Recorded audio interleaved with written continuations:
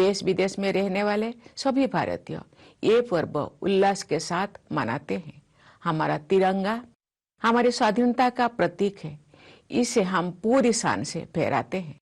15 अगस्त 1947 के दिन भारत माता पराधीनता की बेड़ियों से मुक्त हुई। सभी देशवासी स्वतंत्र भारत की नियति के निर्माता बने। हम भारत के लोग अपने सपनों को साकार करने के अवसरों का उपयोग कर सके और भारत को सर्वश्रेष्ठ राष्ट्र बनाने की भावना से कार्य करें, इसी में स्वतंत्रता की सार्थकता है। निष्ठावान विद्यार्थी और शिक्षक, विकास के लिए तत्पर वैज्ञानिक और इंजीनियर, स्वास्थ्य सेवा में कार्यरत डॉक्टर और स्वास्थ्यकर्मी, मेहनती श्रमिक और अन्नदाता किसान अपने प्रयासों से राष्ट्र निर्माण कर रहे हैं।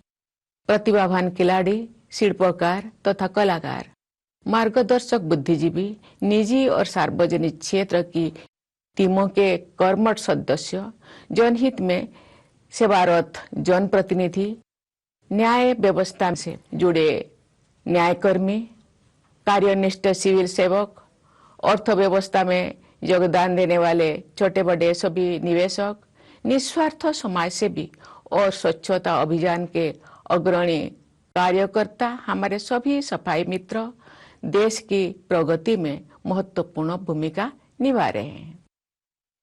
अन्य क्षेत्रों में सक्रिय असंख्य देशवासी तथा संविधान में निहित मूल कर्तव्यों का पालन करने वाले सभी नागरिक राष्ट्र निर्माण में महत्वपूर्ण भागीदार है। मैं उन सभी की हृदय से सराहना करती हूँ। तीनों सेनाओं के जवानों, सभी सशस्त्र पुलिस बलों एवं पुलिस कर्मियों की कर्तव्य निष्ठा के लिए मैं उनकी विशेष सराहना करती हूँ। विश्व पटल पर भारत का मान सम्मान बढ़ाने वाले प्रवासी भारतीयों और दूतावासों में कार्यरत देशवासियों की मैं प्रशंसा करती हूँ। प्यारे देशवासियों, स्वाधीनता के शताब्दी वर्ष 2047 तक विकसित भारत के निर्माण के लिए हम आगे बढ़ रहे हैं। अंत्योदय की भावना के साथ हमारा संकल्प है कि विकास का लाभ प्रत्येक व्यक्ति तक पहुंच। देश विदेश में रहने वाले सभी भारतीय ये पर्व उल्लास के साथ मनाते हैं। हमारा तिरंगा हमारी स्वाधीनता का प्रतीक है, इसे हम पूरी शान से फहराते हैं। 15 अगस्त 1947 के दिन भारत माता पराधीनता की बेड़ियों से मुक्त हुई। सभी देशवासी स्वतंत्र भारत की नियति के निर्माता बने। हम भारत के लोग अपने सपनों को साकार करने के अवसरों का उपयोग कर सके और भारत को सर्वश्रेष्ठ राष्ट्र बनाने की भावना से कार्य करें, इसी में स्वतंत्रता की सार्थकता है।